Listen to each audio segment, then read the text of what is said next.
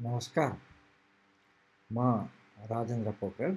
आज म नेपालमा एक्जिस्टिङ हायर एजुकेसनका केही समस्या सिम्पल लेमन भाषामा बुझाउन गइरहेको छु। र मलाई यो समस्या चाहिँ अब एजुकेटरहरूले त अब उहाँहरूलाई थाहा छ, एजुकेटर भने एजुकेसनको पोलिसी बनाउने यस्तोहरू उहाँलाई त अब यो समस्या थाहा छ। र मलाई के लाग्छ भने यो समस्याहरू चाहिँ हाम्रा प्यारेन्ट्सहरू विद्यार्थीहरूलाई थाहा हुन जरुरी छ। र त्यही टोनमा चाहिँ म के गर्न चाहन्छु भनेदेखि आजका समस्याहरू के हुन् भनेर संक्षेपमा व्यक्त गर्न चाहन्छु, थोरै व्याख्या गर्न चाहन्छु। र यो एजुकेटरको भाषाभन्दा पनि विशेष गरी लेमनको भाषामा म प्रस्तुत गर्न चाहन्छु। मैले जम्मा गरेका 7वटा पोइन्टहरू छन्। ती पोइन्टहरूमा विभिन्न यो क्षेत्रमा लागेका धेरै मान्छेहरूसँग छलफलहरू पनि भएको छ।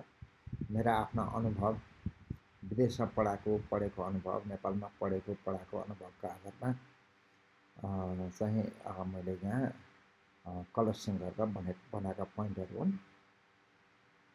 र सबभन्दा पहिला चाहिँ के छ भने हाम्रो यो लर्निङ कल्चर विशेष गरी गएका केही दशकदेखि नै के भएको छ भनेदेखि हामीले एक्जाम ड्रिभेन भयो क्या हाम्रो लर्निङ कल्चर। जाँच पास गर्ने, अनि त्यो पास गर्न प्रायोरिटाइज गर्ने, स्कोर गर्ने भनेको फर्स्ट डिभिजन ल्याउने, सेकेन्ड डिभिजन ल्याउने, ए ल्याउने, यस्तो अरूलाई जित्ने, आफ्ना साथीहरूलाई पनि जित्ने, छिमेकका पढ्ने आफ्ना पियरहरू छन् उसलाई पनि जित्ने, ऊभन्दा राम्रो गर्ने। अब यो स्कोरिङबाट चाहिँ राम्रो गर्नेमा प्रायोरिटाइज हो क्या हाम्रो। यो हामी सबैले बुझ्दछौँ। अब यो होइन क्या हाम्रो लर्निङ कल्चर, यो हुनुपर्ने होइन। हामी अलिकति रङ बाटोमा गयौँ। कसरी गयौँ यहाँहरूले एनालाइसिस गर्नु होला।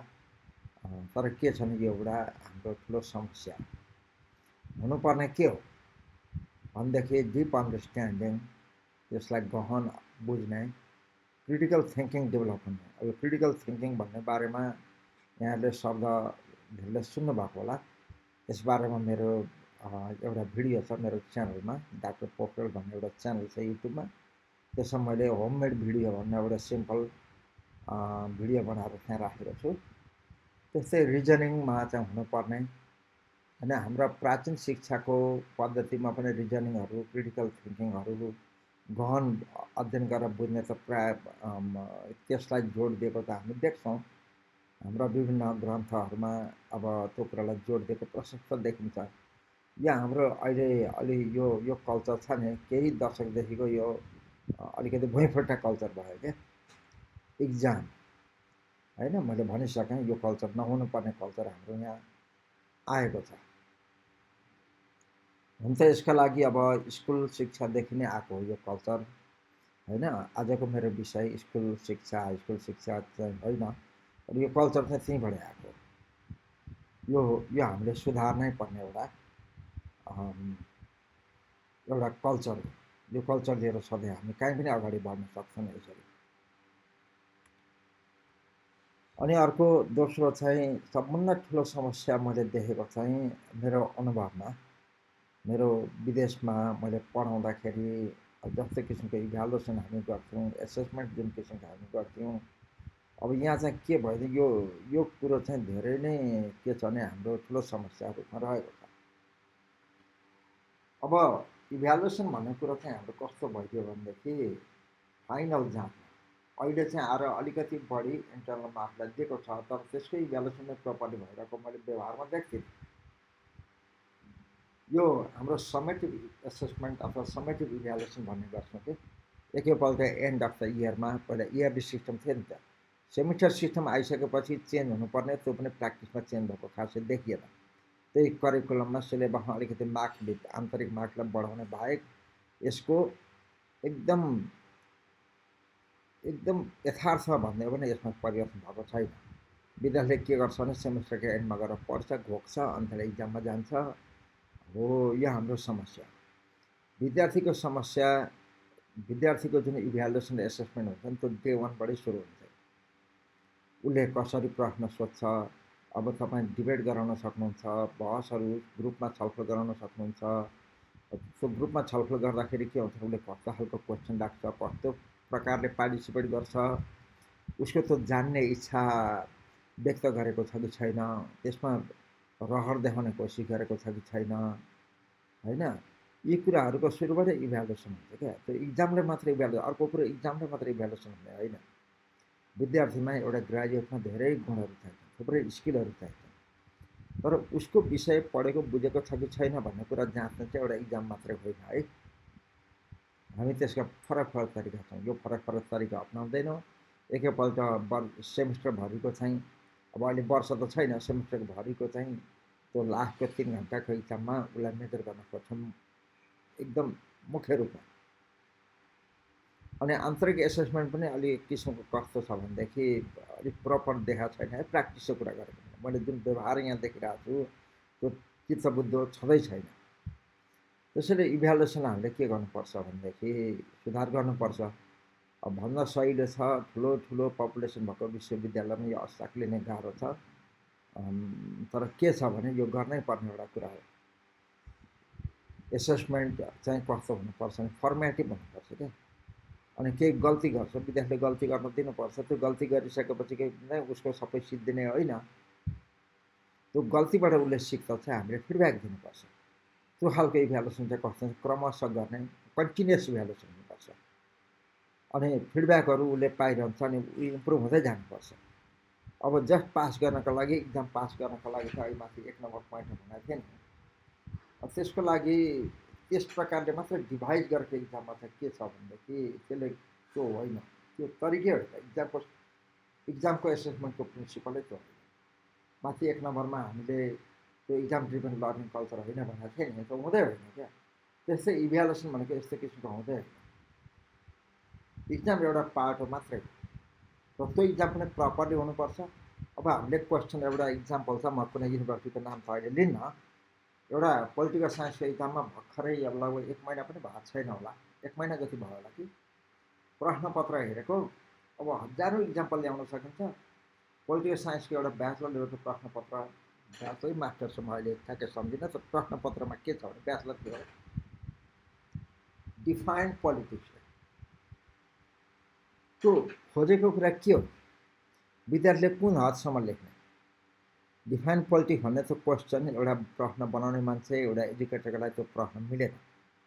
एजुकेटरले चाहिँ केमा जान्नुपर्छ भने हामी यो शिक्षा क्षेत्रमा ब्लुम ट्याक्सोनमी भन्छौँ क्या एउटा। त्यो ब्लुम ट्याक्सोनमी चाहिँ करिकुलम बनाउँदाखेरि, अब प्रश्नहरू बनाउँदाखेरि हामीले त्यसलाई सम्झिनुपर्छ। त्यो एउटा हायरकी हुन्छ।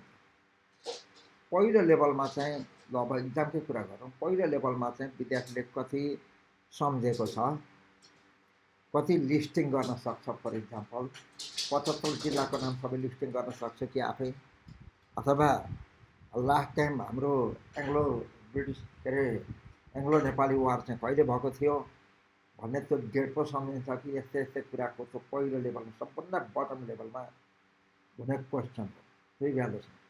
त्योभन्दा माथि गएपछि अन्डरस्ट्यान्डिङ भन्ने, त्योभन्दा माथि गरेपछि अनि आफूले त्यो बुझिसकेपछि अप्लाई गर्न सक्दैन हुन्छ। हुँदै हुँदै त्यो लास्टको टप लेभलमा चाहिँ के हुन्छ भने क्रिएट गर्छ, गर्दैन उसले पाएको ज्ञानबाट क्रिएट गर्न सक्दैन भन्ने त्यो इभ्यालुएसनको विभिन्न हायरकी लेभलमा हेर्नुपर्ने हो। अब त्यो अहिलेको डिफाइन्ड पोलिटिक्स मात्र होइन, मैले धेरै क्वेसनहरू इभ्यालुएसनको बारेमा चाहिँ यसो अध्ययन गर्दाखेरि र बाहिरबाट सम्बन्धित जानकार मान्छेसँग उहाँलाई बोलाएर कुरा गर्दा पनि, हामी छलफल गर्दा पनि के भएको छ भनेदेखि अब यो डिजास्टर्स छ है।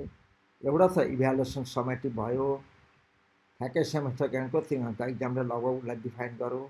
अरूको त्यो त्यसरी बनाएको इक्जाममा पनि त्यो क्वेसन नै कस्तो छ भनेदेखि इभ्यालुएसनको के हो प्रिन्सिपल कसैले बुझेर देखिँदैन है। यो यी आक्कल झुक्कल इक्जाम जस्ता देखिए पनि, अब उदाहरण देखिए पनि के हुन्छ भने यो यति हल्का रूपमा लिने कुरा होइन।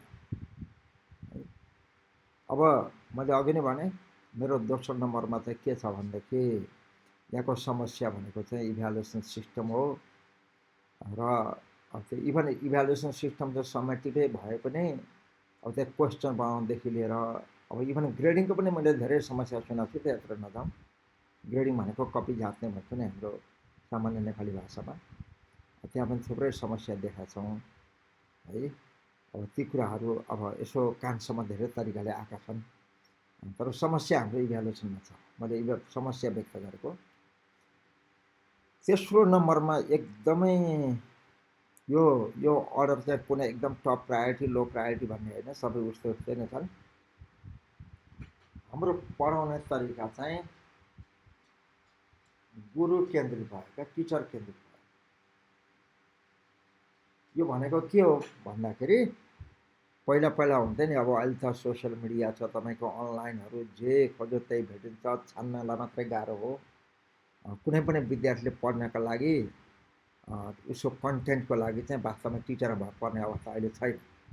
राम्रो विद्यार्थीले बिना कलेज गइकन पास गर्न सक्ने अवस्था अहिले मैले 2 नम्बरमा भने नि, इक्जाम दिने बेला मात्रै गयो भने भयो। हुन त युनिभर्सिटीले 80% चाहिँ एटेन्डेन्स गर्ने भन्छ, त्यसलाई खासै फलोअप गरेको देखिँदैन।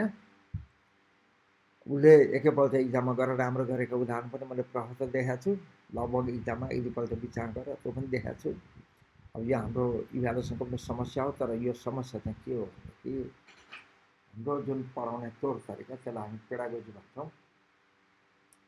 त्यो तौर तरिकामै एकदमै व्यापक परिवर्तन गर्नुपर्छ।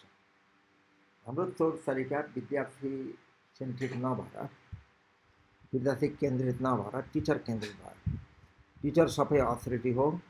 टिचरले लेक्चर दिन्छ, विद्यार्थीले सुन्ने, अनि त्यसलाई घोक्ने हुन्छ कि प्रब्लम गर्ने के छ, अब त्यो हुन्छ कि त्यो गर्ने।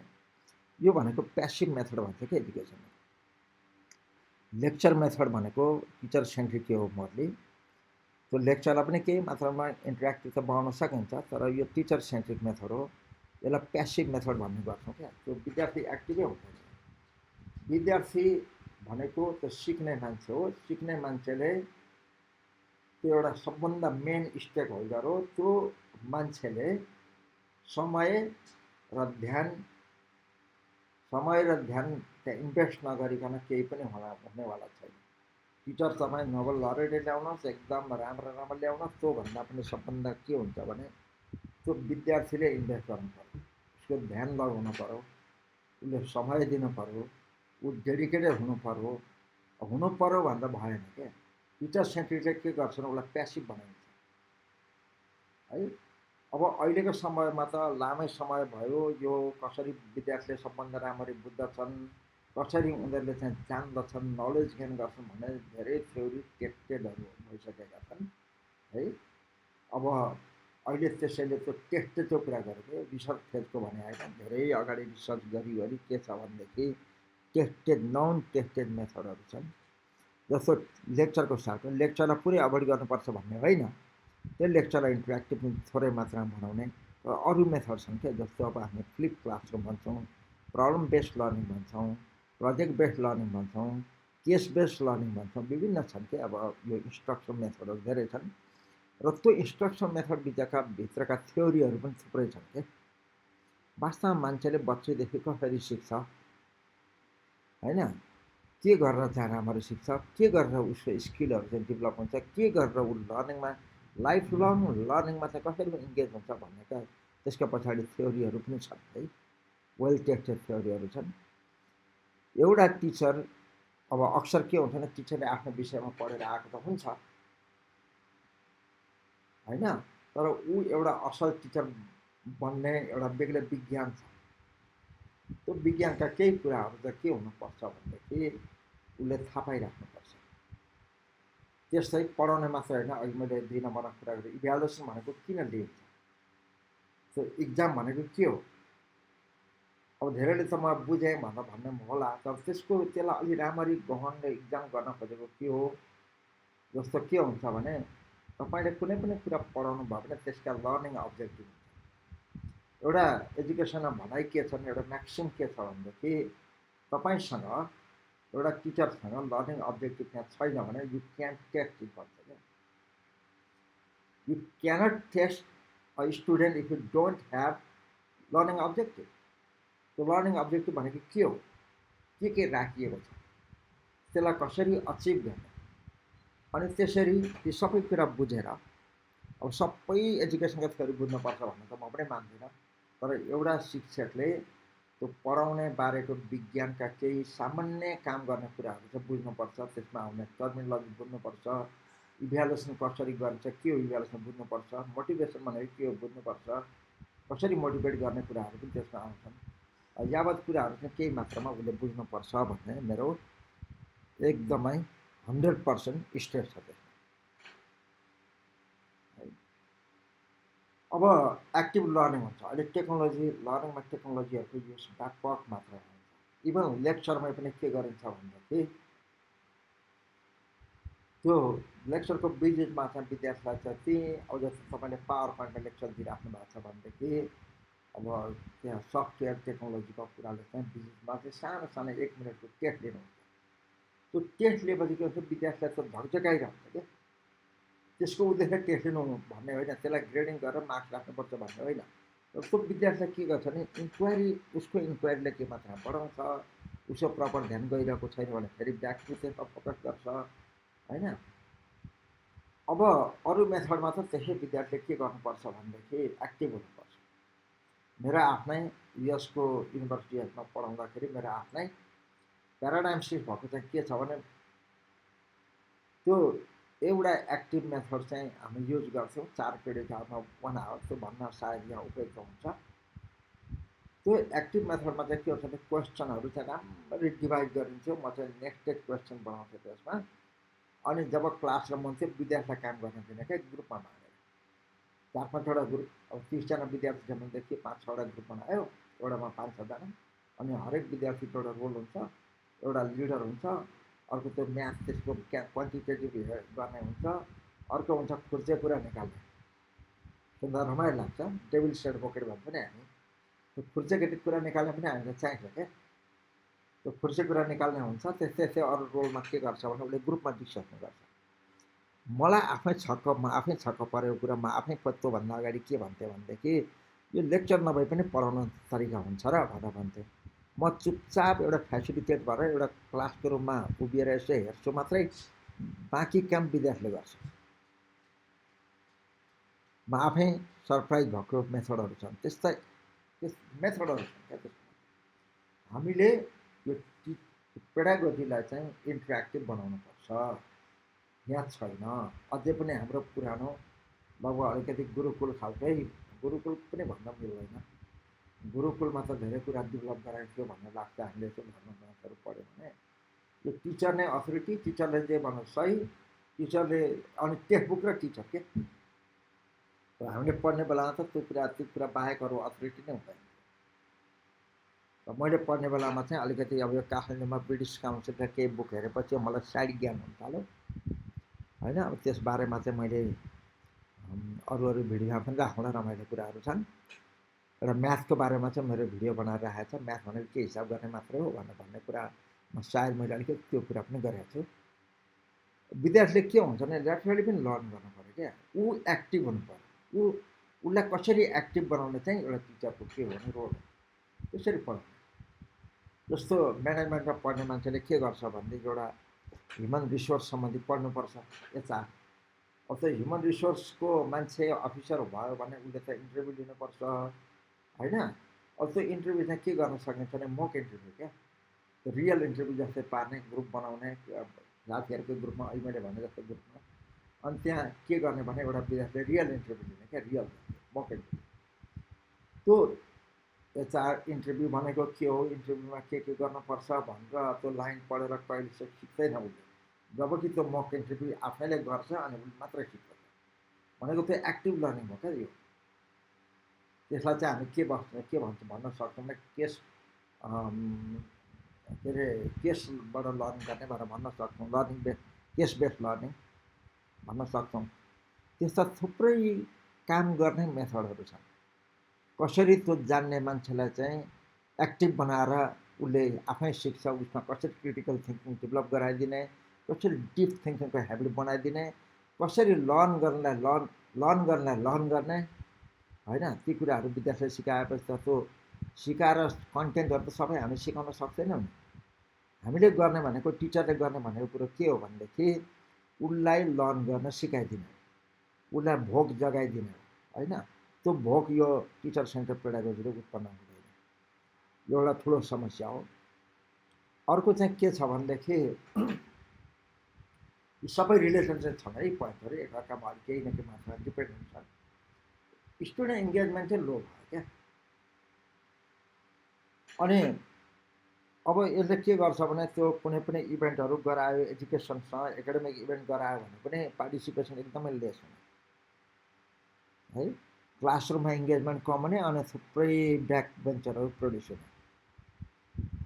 एउटा इन्ट्रेस्टिङ कुरा के छ भने हाम्रो अवसर गरेर तपाईँले ध्यान दिएर अलिकति हेर्नुभयो, केही तथ्यहरू कलेक्ट गरेर हेर्नुभयो भने हाम्रो देशमा लिड गर्ने प्रायः जस्तो ब्याक बेन्चर हुन्छ क्या विभिन्न क्षेत्रमा।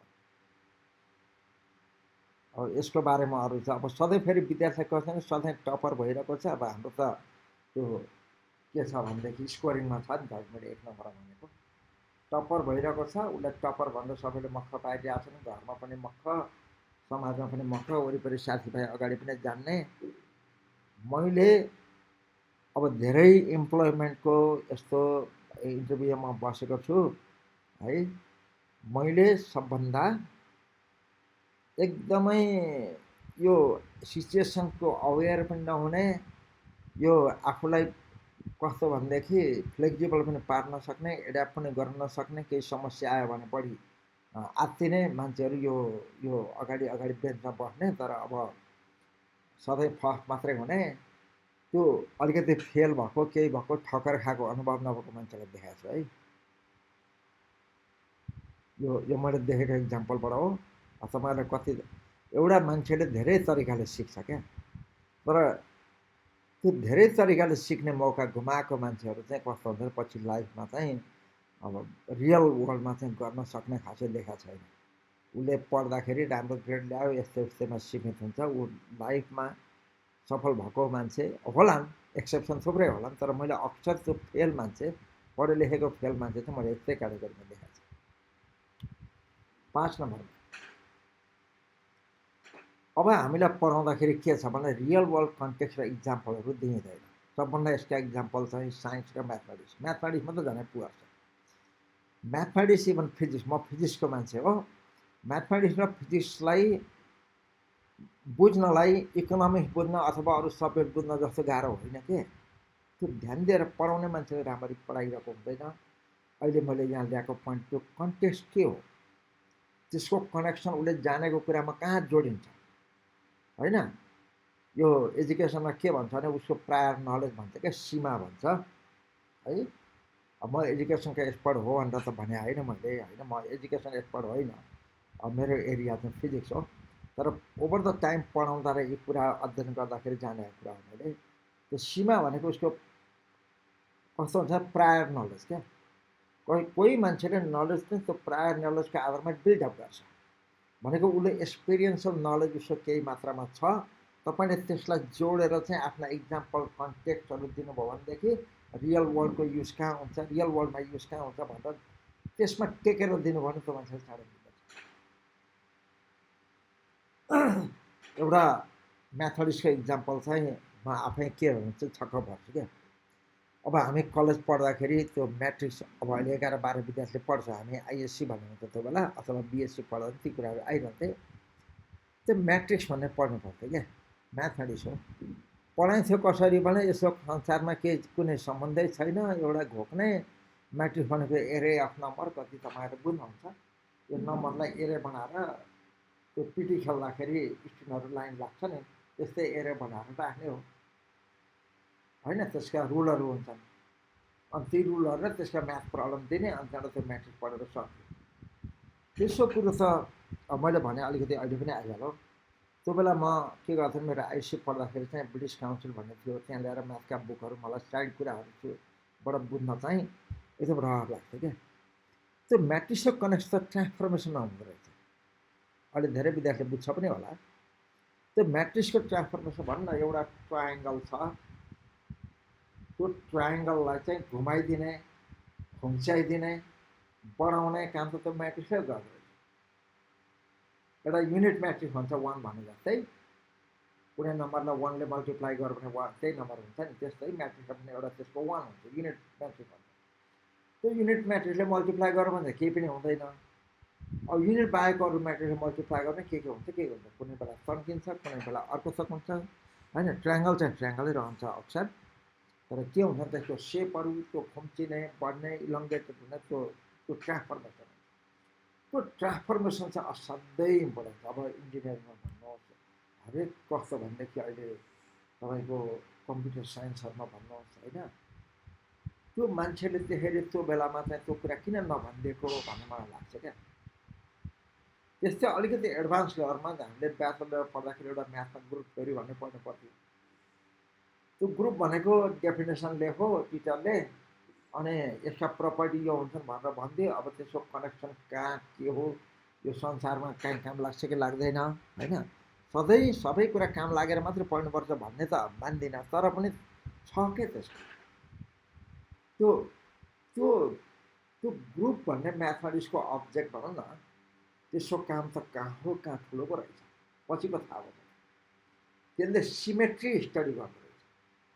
हामी सिमेट्री देख्छौँ नि, हाम्रै बडीमा पनि सिमेट्री छ होइन। एउटा सर्कलमा के हुन्छ भने वरिपरि एउटा सिमेट्रिक छ, जता घुमायो भने उस्तै हुन्छ सर्कल। एउटा स्क्वायरलाई जोड्यो भने त्यसलाई 90 डिग्री घुमायो भने ब्याक टु द सेम सेप आउँछ, त्यसलाई अर्को 90 घुमायो भने ब्याक टु द सेप आउँछ, त्यसलाई फ्लिप गर्यो भने 180ले फ्लिप गर्यो भने त्यो पनि के हुन्छ भनेदेखि त्यसलाई फ्लिप गरेर अर्कोपट्टि पल्टायो भने त्यो पनि स्टिल सिमेट्रिक हुन्छ। त्यस्तै गरेर त स्क्वायर केसमा आफैलाई एलिमेन्ट हुन्छ क्या।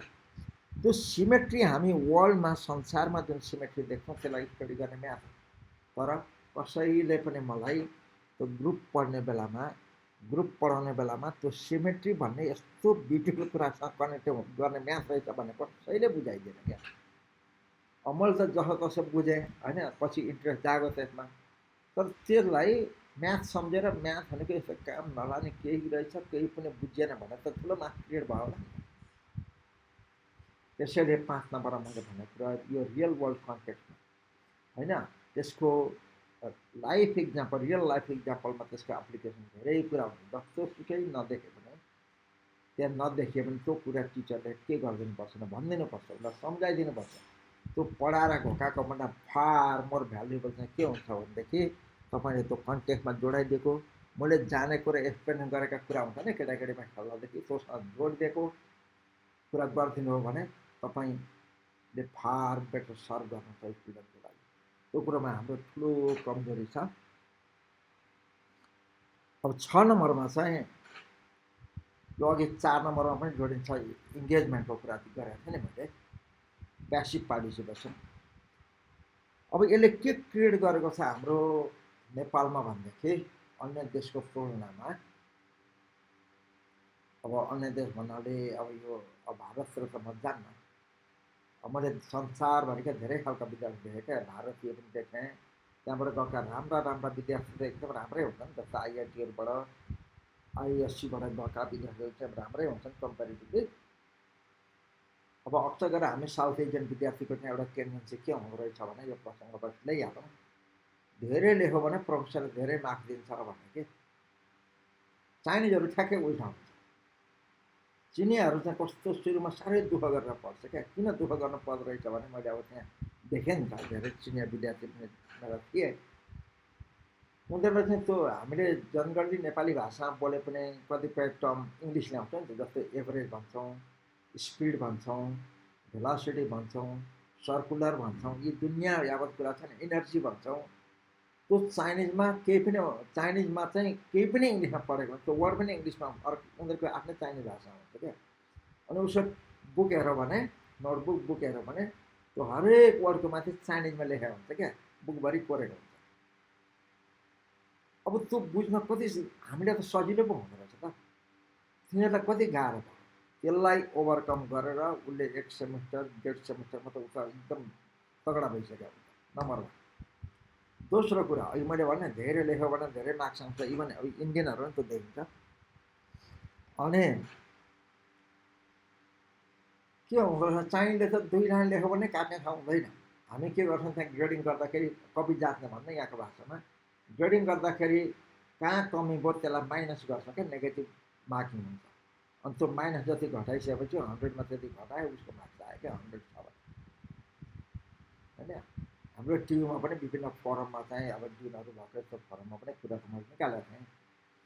अब नेगेटिभ मार्क्स सिस्टम पनि त राम्रो हो नि त, त्यसले गर्दा 1 घटाउँछ भनेर भनेको थिएँ। अब त्यो कुरो अब टियु भनेको के हो भनेदेखि अब एउटा टियुको मात्रै इक्जाम्पल होइन, एउटा इक्जाम्पलमा ल्याएको मात्रै। अब धेरै ठुलो विश्वविद्यालय हो क्या, यो एकैचोटि टक्क चल्दैन। यही कुरा नयाँ कुरा ल्याउन खोज्यो भने यो त डाइनोसरलाई चलाउन खोजे जस्तो हुन्छ। अब त्यसमा पनि आफ्नै समस्या छन्, रिसोर्सका पनि समस्या छन्। अब अरू समस्या छ, म त्यसमा जान चाहन्न। तर समस्या चाहिँ के छ भने छन् के, अब यो एक्टिभ अब जस्तो नेपालमा आउँदाखेरि मेरो यहाँ अब इन्जिनियरिङ कलेजमा प्रिन्सिपल भएको अनुभवमा अब एउटा हाई पे गरेर एक्सपर्टलाई ल्यायो, एउटा अलि सिनियर इन्जिनियरिङ को स्टुडेन्ट हुन्छ, इन्जिनियरिङ मात्र होइन अरू त्यहाँ म्यानेजमेन्टहरू अरू अब बिसिए आइटी सबै थियो। अक्सर मैले देखेको त के भने एउटा राम्रो पेड मान्छेलाई पे गरेर क्या एकदम रेस्पेक्टेड मान्छेलाई, अन्तर्राष्ट्रिय रूपमा अनुभव कमाएको मान्छेलाई उसको सब्जेक्टमा उसले विद्यार्थीले पढेको छ भने ल्याएर अब गेस्ट लेक्चर अथवा एउटा इन्भाइटेड एउटा एकाडेमिक रूपमा ल्याएर बोल्न खोज्यो, सम्बन्धित विद्यार्थी आउँदैन क्या सुन्नलाई, खोजेर बोलाएर ल्याउनुपर्छ। कहिलेकाहीँ त कस्तो अवस्था आउँछ भनेदेखि त्यो क्लासको विद्यार्थी नै एकदम कम हुने त्यो बेलामा, अनि अरू क्लासमा उठाएर भए पनि आफ्नो अलिकति इज्जत टाल्न भन्यो भने क्लासरुममा ल्याउनुपर्छ। यो त ठुलो समस्या हो क्या, एकदमै ठुलो समस्या हो।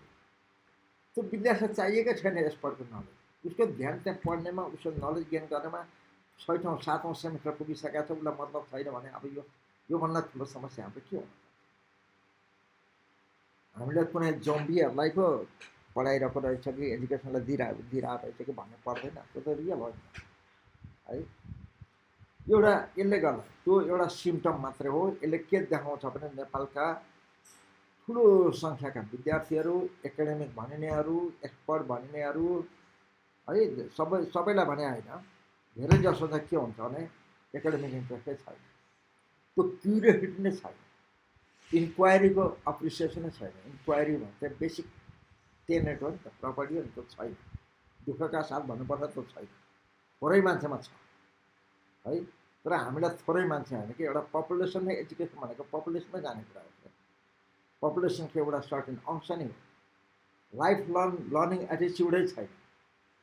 टिचर ट्रेनिङमा पठायो, टिचरको ट्रेनिङमा त्यो सिक्ने कुरा भन्दा पनि अरू नै कुरामा इन्ट्रेस्ट हुन्छ है। अनि त्यसले गर्दा इथिक्सको समस्या छ। यो हेर्नुहोस्, एजुकेसन भनेर एजुकेसन मात्रै होइन क्या, यसका टेन्टाकल त सबैतिर हुन्छ। हाम्रो देशमा अहिले देखिएको इथिक्सको समस्या, लर्निङ एटिच्युडको समस्या, यी सारा कुरा त्यति मात्र होइन, म अर्को आउँछु समस्या चाहिँ हाम्रो एजुकेसनसँग जोडिएको छ। विशेष गरी हाम्रो हाई स्कुल एजुकेसन पनि होला, आज मेरो विषय त्यो होइन।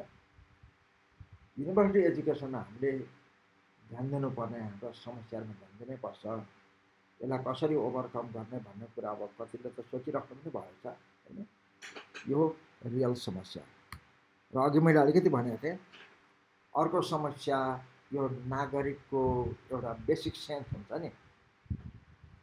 हामी अमेरिकातिर पढाउँदाखेरि सिभिक 101 भन्ने क्या, 101 भनेको पहिलो सब्जेक्ट क्या पढ्दाखेरि कलेजमा पनि 101 यो सिभिक 101 को समस्या एकदमै ठुलो छ।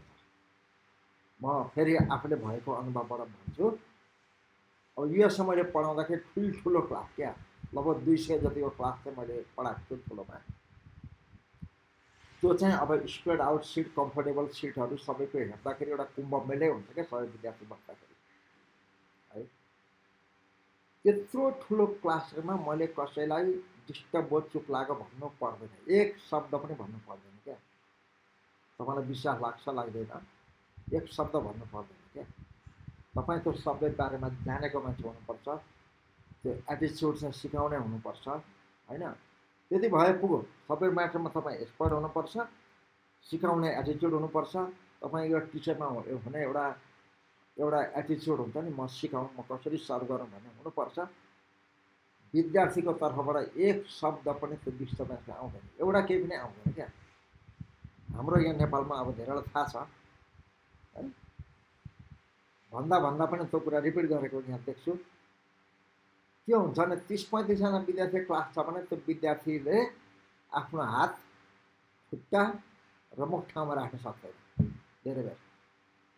एउटा त हामी स्कुलदेखि नै कस्तो सिकेर आएको छ भने हाम्रो पनि यहाँ फिजिकल उसले पनि अब अहिले बोर्डिङ स्कुलहरू यस्तोमा त के भइदियो भने सिट खाँदेर राख्ने अवसर गरेर क्लास 1देखि नै नर्सरीदेखि खाँदेर अब कति भने 4-5जना एक ठाउँमा राख्ने। अब तिनीहरूको हेबिटमा भएछ, बस्न पनि कम्फर्टेबल त हुँदैन लामो समय बस्नलाई। त्यहाँ मात्रै क्लासरुममै क्लास 5-7वटा क्लासरुम एक दिनमा, त्यो पनि अर्को समस्या हो है। अब मैले मेन्सन नगर्न त्यो पनि अर्को समस्या हो।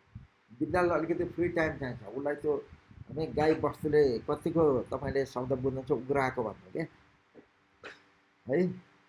गाई भैँसी उग्राउँछ नि, त्यो भनेको के हो भने अब इङ्ग्लिसमा भन्दा च्युइङ द कड भन्छ।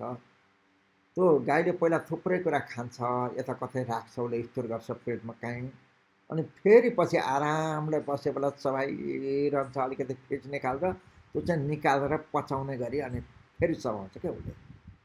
हो, हाम्रो विद्यार्थीलाई त्यसरी उग्राउने टाइम चाहिन्छ क्या। त्यो पढेको पढेछ, अर्काले यहाँ टाउकोमा हालेको हालेछ। यो हाम्रो इन्भाइरोमेन्ट पनि के हो भनेदेखि भएन है। त्यसैले के छ भनेदेखि यो कुरा अहिले मैले एउटा त इन्भाइरोमेन्ट पनि अलिक त्यस्तै गरिरहेको छ, तर एउटा कस्तो सिभिक सेन्सको कुरामा चाहिँ असाध्यै कम छ। अनि अहिले मैले भने नि क्लासरुममा 30-35जना हुँदाखेरि नै अब हात खुट्टा मुख ठाउँमा राख्नलाई गाह्रो पर्ने, त्यो कुरो क्लासरुममा लिमिटेड छैन है। तपाईँ ड्राइभिङमा हेर्नुहोस्, तपाईँ पार्किङमा हेर्नुहोस्, जहाँ पनि के छ भने त्यो कुरा समस्या छ। त्यो क्लासरुमको मात्रै होइन, ओभरअल त्यो अरूप्रति दिने एउटा कस्तो हुन्छ भने कोर्सी भन्छौँ नि हामी, त्यो कोर्सी अब नै छैन क्या। अब त्यो सिभिक सेन्स चाहिँ के छ भनेदेखि लाग्नु छ, यो गर्नुपर्ने कुरा त हाई स्कुल एजुकेसनै हो है। अब तर कलेज लेभलमा चाहिँ त्यो सिभिक सेन्स भएको धेरैजसो विद्यार्थी आउँदाखेरि कलेजहरूलाई पनि आफ्नो समस्या छ, तर एउटा असल नागरिकको सेन्स चाहिँ विद्यार्थीमा हुनुपर्छ। हामीले कहीँ चुकाएछौँ क्या यो कुरा। हाम्रो हाई स्कुलमा अब कहाँ चुकायौँ अब त्यो तपाईँहरूले विचार गर्नुहोस्, तर बेसिक सिभिक सेन्सको एउटा कुरा चाहिँ हामीले चुकाएका रहेछौँ। अब यो पोइन्टलाई छलफलमा ल्याउँदा प्रायः चाहिँ के सुन्छु भने अब हाम्रो पहिलाको नैतिक शिक्षा चाहिँ नराखेर हटाएकोले यो समस्या आएको। मलाई त्यो पत्यार लाग्दैन है। नैतिक शिक्षाले तपाईँ नैतिक शिक्षा पढाएर यो सब सम्झिने होइन। तपाईँले त विद्यार्थीलाई सिकाउन तल स्कुलदेखि नै नैतिक शिक्षा कुरा आउला, तर त्यो एकदम सानो पार्ट मात्रै हो, त्यसले सबै कुरा सपार्छ। फेरि नैतिक शिक्षा चाहिँ हामीले स्कुलमा राख्यो भने सपार्छ भन्ने होइन। त्यहाँ टिचरदेखि उनीहरूले देख्ने इक्जाम्पलदेखि समाजदेखि घरदेखि नै सुधार्नुपर्ने कुरा छन्। यो हामीले धेरै गुमाएका रहेछौँ हाम्रो हाई स्कुल लेभलमा। त्यति मात्रै भन्न चाहन्छु। यी 7वटा कुराहरू